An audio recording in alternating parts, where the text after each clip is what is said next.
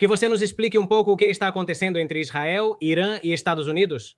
Bom, que você nos dê uma breve explicação do que está acontecendo. Apresente-se, meu amigo. Obrigado pelo convite. Ao público que nos assiste e se interessa por temas importantes, vocês vão entender o motivo. Isso já afeta vocês, mesmo que ainda não tenham notado. Meu nome é Yaakov, tenho a página Filosofia Judaica nas redes sociais. Sou rabino, engenheiro químico e faço mestrado em filosofia judaica. Também sou veterano de guerra e, nesta última guerra, desde outubro de 2023, participei por 300 dias como reservista. Na última rodada da guerra de mísseis com o Irã, também fui convocado. Desta vez não fui chamado, graças a Deus, e pude passar mais tempo com minha família e meu bebê recém-nascido. Até aqui. Esse é o meu contexto e a questão da guerra, por que ela coincide com tantos fatores globais. Primeiro, não sei se viram nas notícias que o Irã começou a atacar todos os países da região. Basicamente, eles lançaram mísseis em Dubai, Bahrein, Omã, Catar, Arábia Saudita esta manhã. E isso me parece uma das, digamos, jogadas mais graves que eles já fizeram. Daqui a pouco eu volto a falar com vocês. Por que eles lançaram contra Chipre? E vocês sabem a distância que existe entre o Irã e Chipre? Acho que isso é uma demonstração que o Irã está tentando fazer para mostrar ao público até onde os mísseis podem chegar. E isso significa a Europa, porque Chipre está ao alcance de chegar aqui na Europa. Já são alguns quilômetros que um míssil deles, da próxima geração, vai alcançar a Europa. E assim por diante, claro, atacando Israel com centenas de mísseis, e estima-se que lançaram cerca de 1.500 mísseis nas últimas 48 horas de guerra. Isso é muito. Calculem quantos mísseis por minuto isso dá? De qualquer forma, isso é, como acabei de explicar para vocês, significa que um Irã que está atacando todo o globo tem implicações globais. Por quê? Porque o mais grave para mim foi o Irã ter atacado plataformas de petróleo da Arábia Saudita nesta manhã. E quando mexe com o petróleo, aí já mexeram com todo mundo, porque vocês sabem que isso afeta a todos. E vimos isso em janeiro, dezembro. Protestos no Irã, o povo iraniano se manifestando para que o governo iraniano caia. Porque os que mais estão contentes com a intervenção dos Estados Unidos e de Israel no Irã são o povo iraniano, não todos. Obviamente, há um terço do povo iraniano que é muito pró-regime, mas a grande maioria da população é anti-regime. Então, eles estão felizes? Quando começaram as manifestações, o regime iraniano iniciou.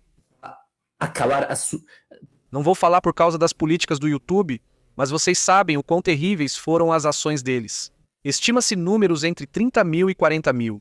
A soma nem é concebível. Estamos falando de algumas semanas, ou seja, é uma loucura total. E vocês viram alguma notícia no Ocidente, algum político no Ocidente protestando? Alguma flotilha onde Barbie Teherã está chegando a Teherã para libertar, para atrair? Nada, nada, nada. E a propósito, também no Irã a crise de água e a crise energética e a situação econômica e nada. Mas quando mexem com o petróleo, mexem com todos. E o que está acontecendo agora é que o Irã não só atacaram plataformas petrolíferas. Esta manhã subiram 9% as ações desse tipo de petróleo. 9% é 1/10.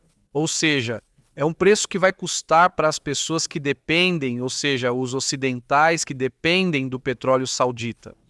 Isso é o transporte do que vocês consomem. O transporte de vocês mesmos, de tudo, mercadorias. O Irã também fechou o Estreito de Hormuz. O que é Hormuz entre o Irã e as praias do Golfo? Existe uma passagem para que os navios, não só de mercadorias, mas também petroleiros, possam passar por ali para a Europa, e a maior parte do petróleo europeu. Não me lembro do número exato, mas a maior parte vem do Estreito de Hormuz que o Irã fechou. Isso é gravíssimo, não só para o Ocidente, mas também para a China, porque esse petróleo também vai para a China, então a China também é afetada. Se forem arrastados para a guerra, isso vai ser obviamente catastrófico e por isso é importante entender esse assunto. O que está acontecendo? O Irã é um país que desde 1979, há cerca de 47 anos, passou por uma revolução. Onde isso soa familiar para os espanhóis, mas para quem vive na América Latina, nem tanto. Uma aliança entre a esquerda e os islamistas, em que socialistas e muçulmanos se uniram para derrubar a monarquia no Irã, que era uma monarquia com afinidade ao Ocidente, mais próxima de Israel. E houve uma revolução em que os socialistas, de forma muito genuína, se uniram aos islamistas e disseram: Bom, vamos derrubar o Shah. Shah é o rei da Pérsia, e eles o tiraram do poder. E o que os islamistas fizeram depois? Degolaram os socialistas e assumiram o poder. Por isso hoje é a República Islâmica do Irã, sem mais fatores. Promovem principalmente a esquerda, pois defendem valores de esquerda ou ocidentais modernos. E também de 79. Mulheres que podem votar, mulheres livres, como é o ditado que dizem no Ocidente? Meu corpo, minha decisão, tudo isso. Que tenham liberdade para se vestir como quiserem, não importa se a saia é curta ou não. Exato, se é um teriã fantasiado de cachorro ou não. Isso não existe no Irã. No Irã, literalmente, eles usam sua tecnologia. Existe uma inteligência artificial que detecta se as mulheres que estão dirigindo estão com o véu descoberto e as multa usando inteligência artificial. Ou seja, em vez de usar esses recursos para algo bom, eles usam para mais opressão religiosa. E isso é no Irã. Sim, é que o pessoal não julguem tão facilmente. Os iranianos não são bobos, são um povo milenar. Os persas, eles são um povo que tem muita antiguidade. Se você é superficial, em espanhol, o Vale do Silício nos Estados Unidos, onde desenvolvem grande parte das startups, de todos esses projetos de inovação tecnológica. Muitos deles são persas, são pessoas que vieram do Irã, mas fugindo do Irã. Eles fazem parte dessa onda. Não quiseram continuar sob repressão e fugiram na época do Shah depois. Por isso, os iranianos são pessoas de intelecto considerável.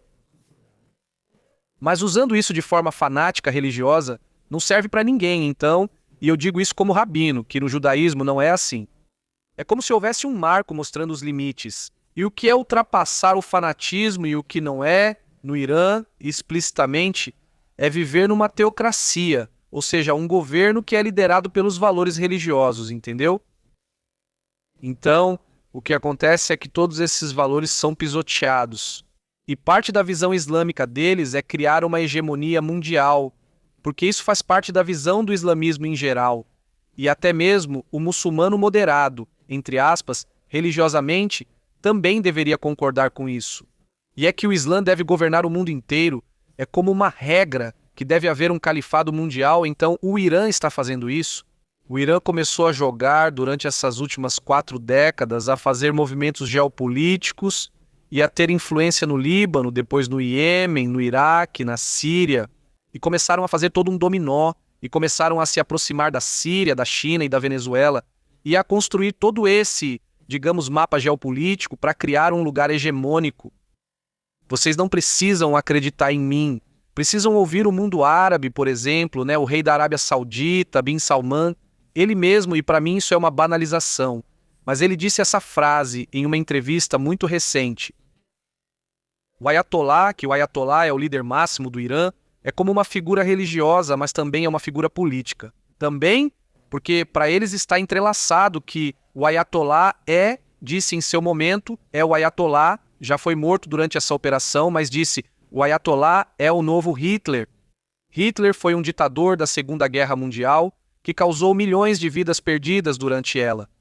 O rei da Arábia Saudita o compara com Hitler, o que para mim parece uma banalidade. Hitler, não exageremos.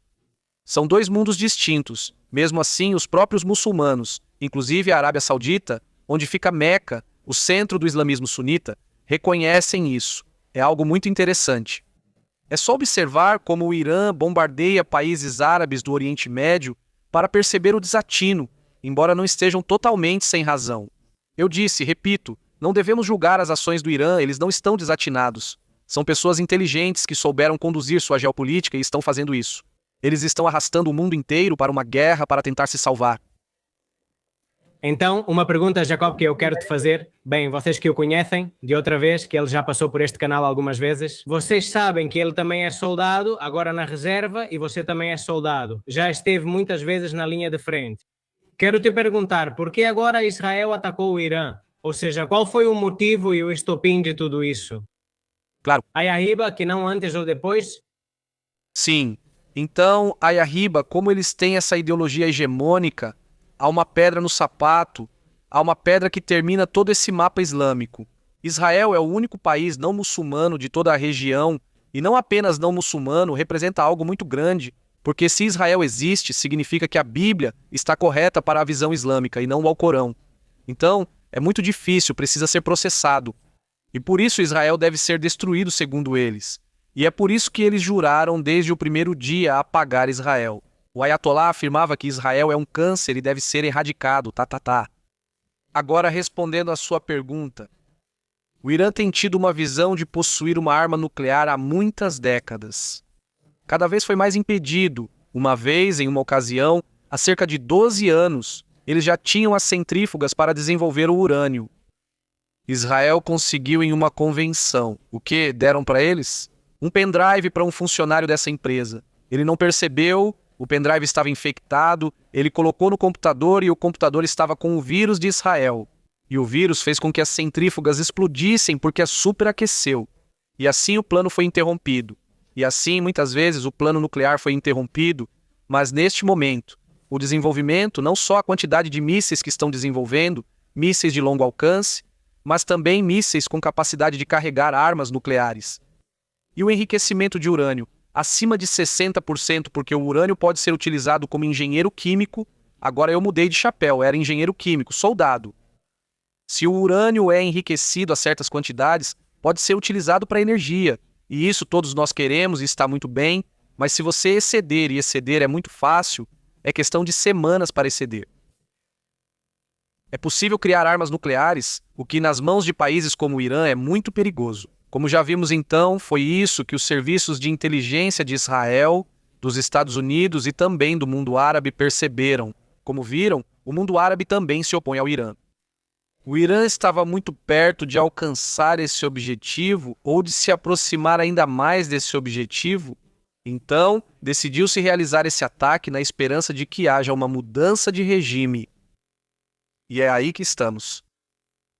Certo, agora é que, bom, você e meus seguidores já sabem, sou bem ignorante nessa área, não sei exatamente o que ocorreu, por isso te chamei para que você esclarecesse um pouco essas razões. Ou seja, Israel atacou o Irã porque o Irã já tinha praticamente a bomba nuclear pronta para poder fabricá-la, o que seria extremamente perigoso para todo o planeta, entendo? Claro. Então, o que eles querem é chegar à bomba atômica.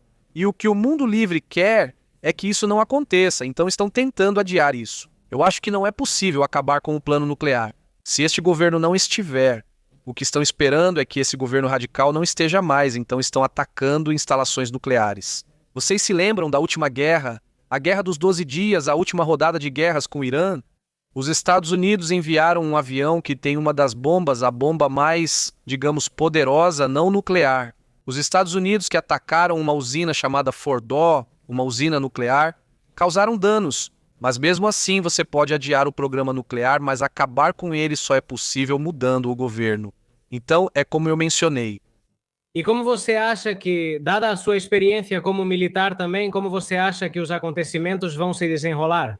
Ou seja, o que você acha vai durar muito, não vai durar muito? O povo iraniano no final vai conseguir mudar esse regime? O que você acha? Bom, sobre se vai durar ou não, Donald Trump disse ontem que essa guerra vai durar 3, 4 semanas. Eu não sei, ele não tem o dom da profecia, assim como eu. Então, quanto à pergunta que você faz, eu não sei. No Oriente Médio, tudo é muito dinâmico, muda rapidamente.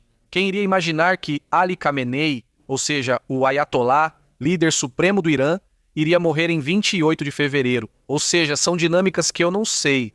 Mas isso, e foi bom você ter dado a dica, depende em grande parte do próprio povo iraniano. O Irã, na verdade, é um país super complexo, é um país gigante, com mais de 90 milhões de pessoas, quase 100 milhões, e nem todos são iguais no país. Quando se fala do Irã, por exemplo, na Espanha, quando as pessoas falam dos espanhóis, é relativamente homogêneo em termos de população. Talvez haja diferenças na região como a Catalunha e tal, mas no Irã as etnias são muito diferentes. Se dividir o país ao meio, uma parte é árabe e a outra persa. Existe uma região significativa de curdos, que é outra etnia, não são nem persas nem árabes. São curdos e seguem religiões. Existem os xiitas e sunitas, há a oposição xiita aos próprios xiitas que estão lá. E não são apenas os astristas, que são outros. É bem complexo, há quem apoie a monarquia do Shah. Existem dinâmicas que no Ocidente não há uma variedade assim, pelo menos não no bloco europeu, já que o Irã é quase do tamanho da Europa. Para que entendam, então, por isso, quando se fala sobre quem vai assumir o poder no Irã, Estamos falando de... É que são muitas as possibilidades, mas mesmo assim, se esse governo cair ou não e quanto tempo vai durar, eu acho que vai durar a guerra. Sim, da última vez durou cerca de 1 mês, e pode ser que desta vez dure, talvez mais. Não sei e já te explico o porquê. Pero, Mas o povo iraniano depende deles, vai mudar o poder, mas por outro lado nenhum. E se vocês lerem livros de história, nenhuma revolução no mundo aconteceu só com manifestações e tirando selfies, nenhuma. Todas aconteceram se levantando com força e derrubando os ditadores.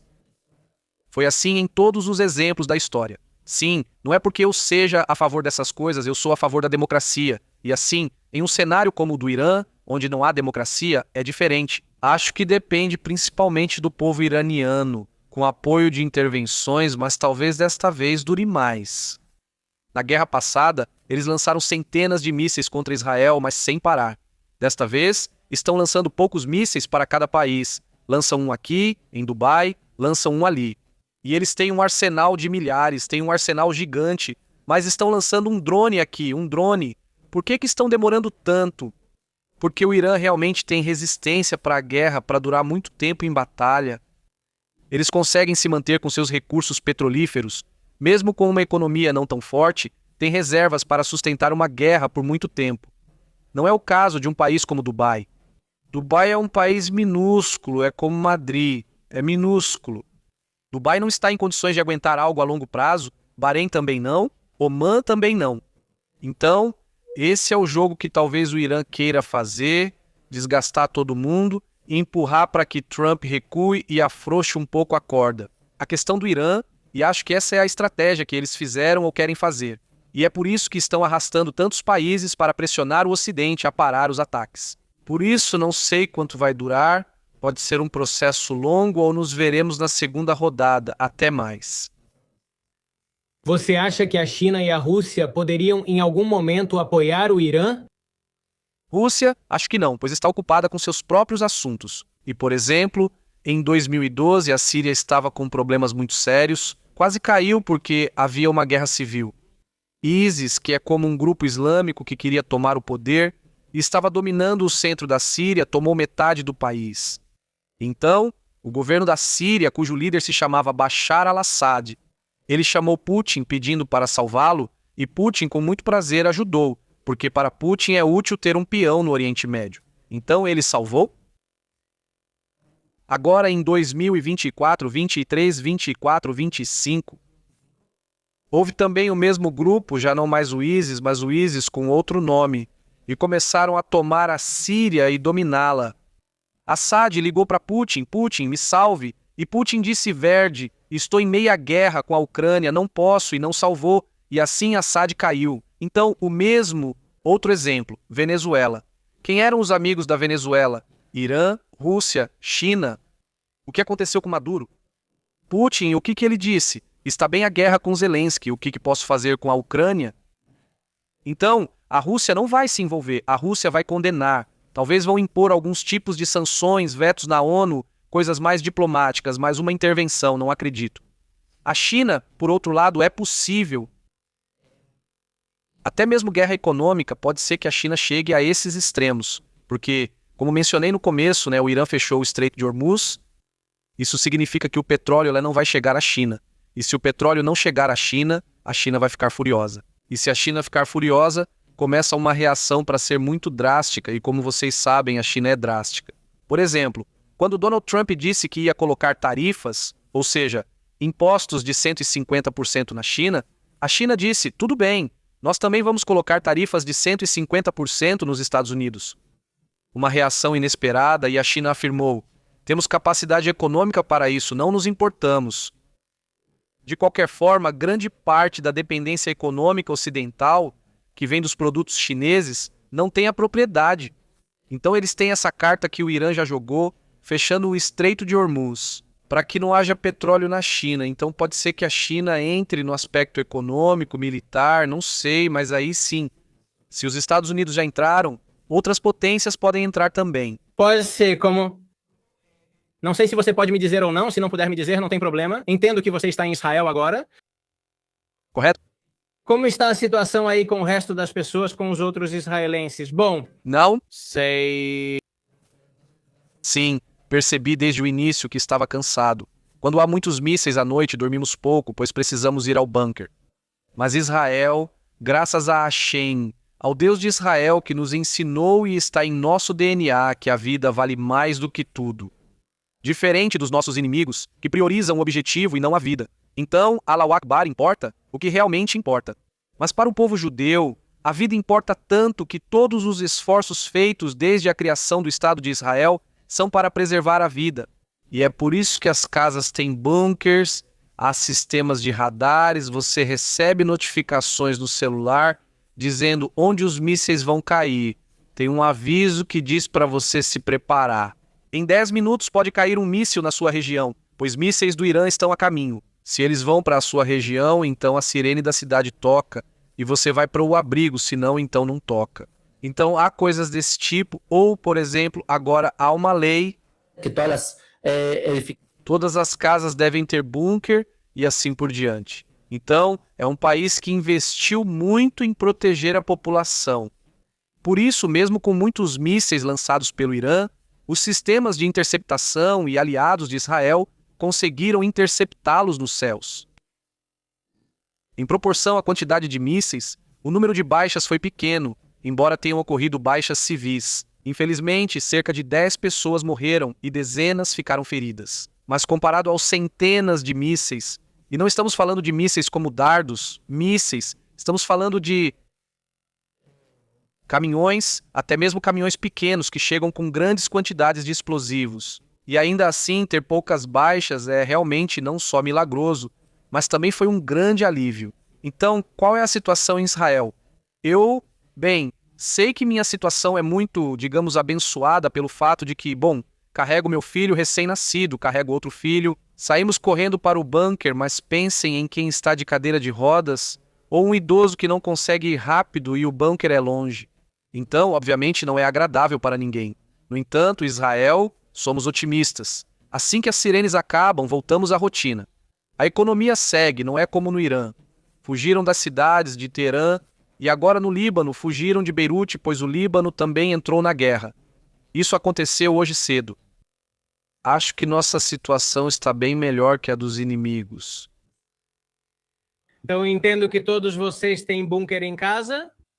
Isso é algo cultural, digamos assim, ou é uma lei? Algo novo de algumas décadas, mas Israel, em suas quase 8 décadas de existência. No início, eles não tinham bunkers, ou pelo menos não da mesma qualidade. Esses bunkers ainda existem. bunkers que são coletivos. Então, por isso existem áreas que são as áreas antigas de Israel, das construções ou dos bairros mais clássicos, digamos assim, onde há um bunker para o bairro.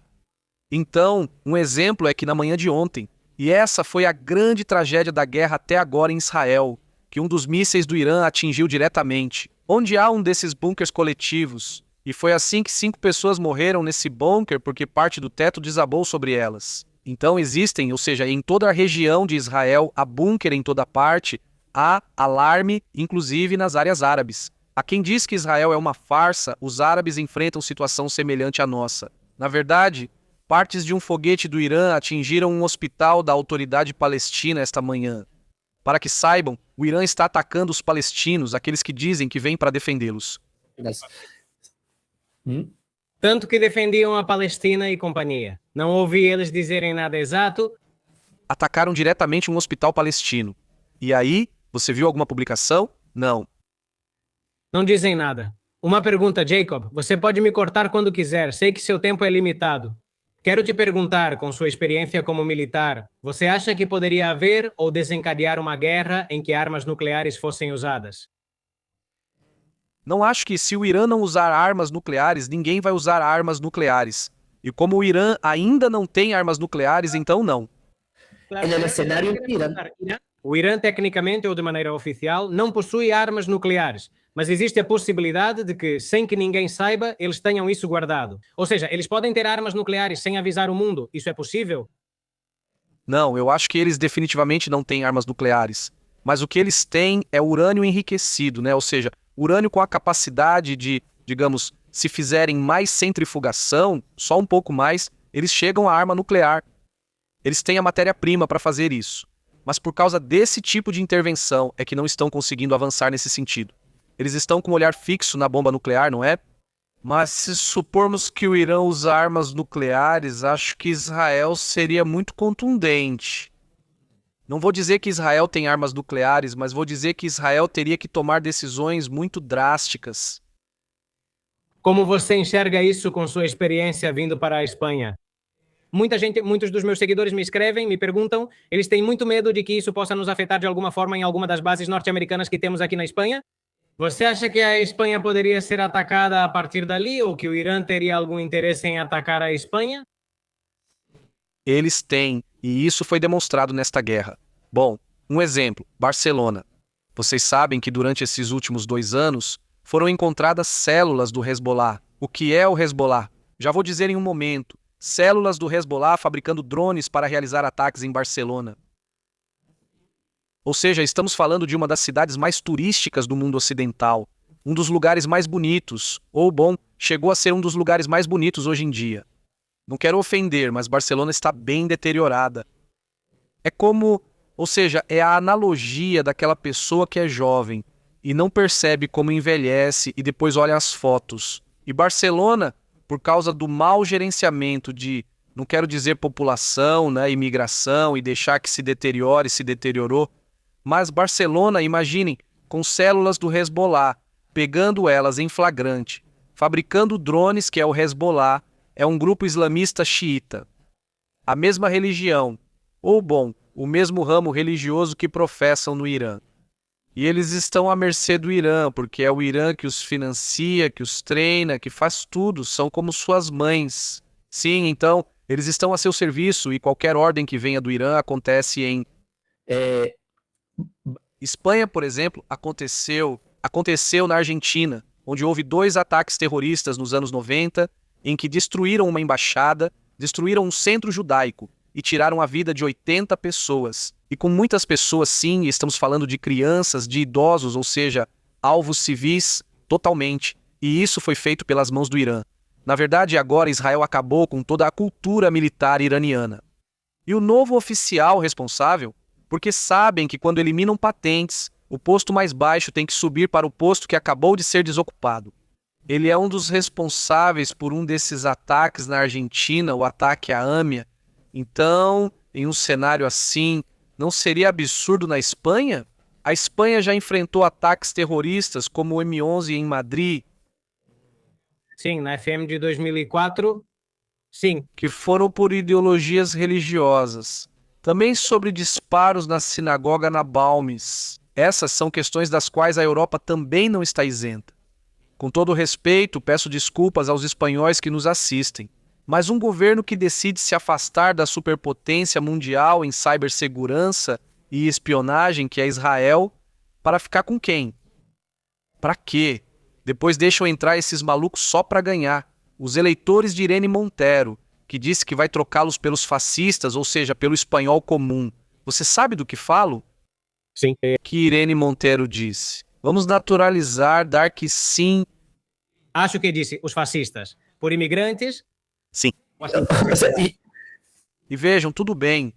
Os judeus somos um povo de imigrantes. Os judeus não tivemos um país por 2000 anos. Até 1948 somos um povo de imigrantes.